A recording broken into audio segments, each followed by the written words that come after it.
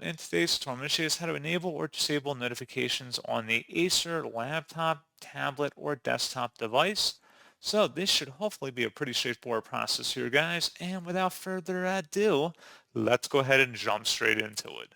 So just open up the search menu and type in settings. Best result should come back with settings. Open that up.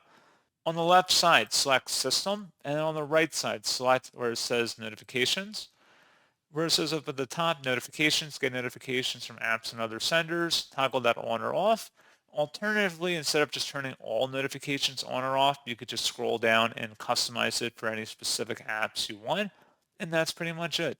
So, as always, thank you guys for watching this brief tutorial. I do hope that will help you out, and I do look forward to catching you all in the next tutorial. Goodbye.